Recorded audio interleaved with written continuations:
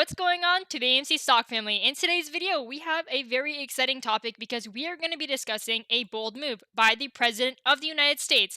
Let's see how all this plays out. So right off the bat, we have a woman who helped expose Wall Street mega banks' vast holdings of physical commodities is nominated as a top bank regulator. Let's get into it. So yesterday, and this was on September 24th of 2021, yesterday, President Biden took the bold step of nominating one woman to head the office of OCC, a top federal bank regulator. And she is a law professor at Cornell and has written extensively on systemic risk containment.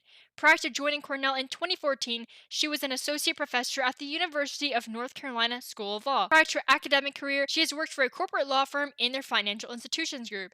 And in 2006 to 2007, she served as the United States Department of Treasury as a special advisor for the regulatory policy too. Now let me ask you this. How many millions upon millions of dollars has the own AMC stock community lost because they were not able to buy AMC right before the short squeeze, the first one, happened, and how many ended up losing because of all the limitations by Citadel and by Robinhood? And so this move by the President of the United States, Joe Biden, hopefully this will allow there to be less risk going on for AMC and less risk in the financial markets, hopefully saving AMC millions upon millions of dollars and hopefully even billions, because we do not know how much losses there end up being in the AMC stock movement. And hopefully the President of the United States, Joe Biden's decision will allow there to be less of this occurring. Now, what exactly is this? So do you guys remember how there was a short squeeze and this included Robinhood and Citadel? Let's get into it because there is a lot to discuss, because there's just so much information surrounding Citadel, and it's day after day that new news sources, they start talking about Citadel, and this really isn't the type of information that we knew back then. Now, less than a month after Citadel Securities responded to the complaint brought by investors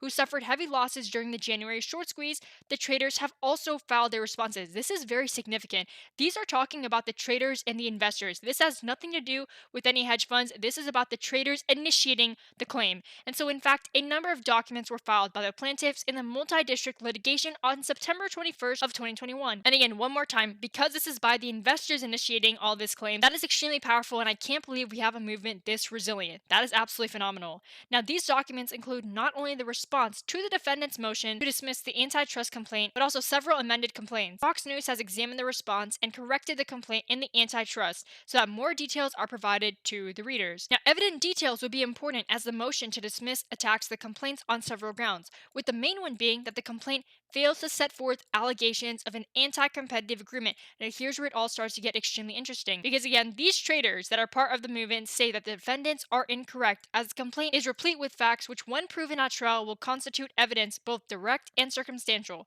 The defendants entered an anti-competitive agreement to restrict the relevant securities. The plaintiffs examined the case about individual investors who invested their money in the stock market and were stripped of their rights to control their own investments. This is exactly what I'm talking about, and more news starts coming out about Citadel and Robinhood day after day. And so the traders accuse the defendants and other market players of hatching an anti-competitive scheme to restrict retail investors' access to the stock market and prevent the market from operating freely and fairly. According to the traders, the defendants did so to protect each other, so Robinhood and Citadel, and to stop the losses incurred by the market maker defendants as a result of their accumulation of large short positions. How is this the fault of the retail traders, though? If Melvin Capital incurs a lot of losses and they are underwater by roughly 50%, this really should have no effect on the individual traders, but here's where it gets even more interesting. The plaintiffs seek to prove the alleged conspiracy. The note that the industry is close-knit and built on pre-existing relationships. Again, pre-existing relationships, the relationship between Robinhood and Citadel, because apparently they did communicate quite a lot right before they limited the trading for both AMC and GameStop. Additionally, individuals within the industry frequently move from one market participant to another or invest financial resources in other market participants. Citadel Securities' head of execution services, for instance, had prior working relationships with Robinhood's vice president of corporate communications during the relevant time, and this is exactly what I'm talking about, those pre-existing relationships.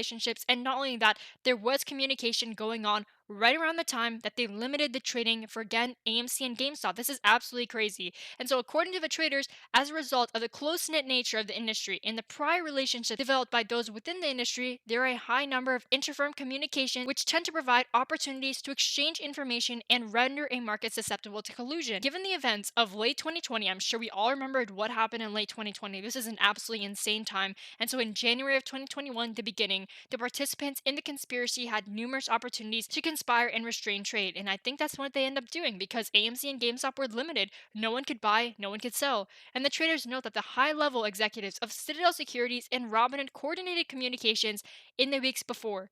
and numerous times the day before the restrictions were ultimately imposed. I'm not sure how more is not being done right now with all this information. They were communicating highly right before they end up limiting the trade, but at the same time, we have to understand that Robinhood is commission free. And at the expense of having zero commission, there's basically data being transferred to Citadel because their financial model is based off of payment for order flow. Additionally, Robinhood accepted Citadel Securities proposition made on January 20th of 2021. Also, high level of employees of E-Trade and Citadel Securities exchanged communications on January 28th of 2021 to confirm certain orders were canceled. The plaintiffs admit, however, that while high level employees of Citadel Securities and Robinhood coordinated communications via email or via internal chat channels, the emails appear cryptic with little indication about the subject matter communicated between the participants, reserving substantial discussions of their dealings. Now, on January 27th of 2021, the day before the restrictions were implemented, high level of employees of Citadel Securities and Robinhood had numerous communications with each other.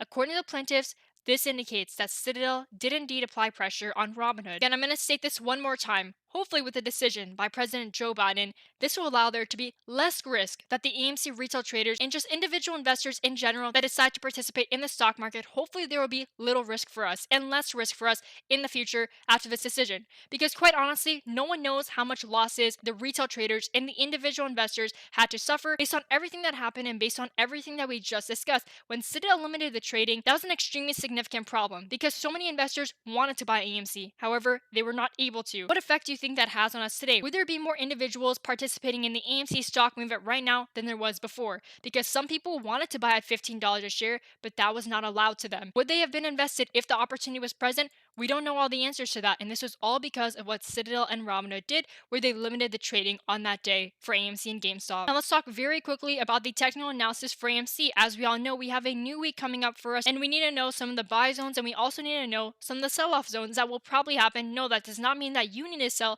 That just means what is a level that maybe is going to cause a lot of selling.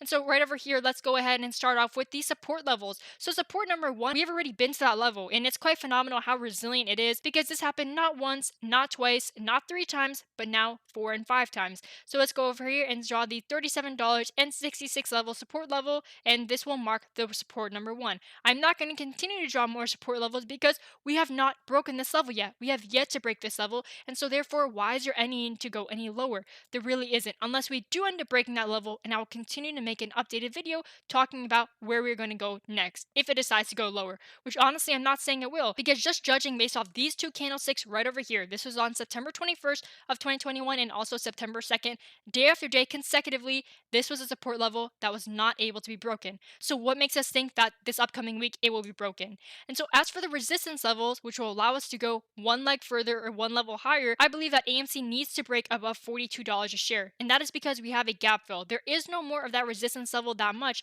It is more of a gap fill, and this is why this resistance level is going to be at $42 a share. And so again, this gap fill is right over here. So usually with resistance levels, you look at the previous chart. You look at what happened in previous time frames. And so in the previous time frames, AMC, yes, it did go up, but it wasn't because of its $42 share level. And over here, yes, you may argue that AMC, after it broke above $42 a share, it went all the way to $46 a share, almost $47. But really what I'm talking about is right over here, this gap fill. When we get above this candle wick, there is no other choice than for AMC to fill this gap right over here. And some may argue that AMC needs to go at least above the $43 a share level first because this was one wick. But honestly, after $42 a share, I think that AMC will be on its way to fill this gap right here because there was no more candlestick. It just immediately dropped. And so as something decides to drop, that also means it has the ability to do the reverse and in this case go up in share price, allowing AMC to go all the way back to this $46 share level estimated. Now these are the 2 levels that I'm going to be watching this week, $42 a share and also that $37 a share level. Let me know in the comment section what levels you are watching and let me know what you think about President Joe Biden's decision. Now with that being said, AMC stock family, thanks again for watching and I'll see you guys next video.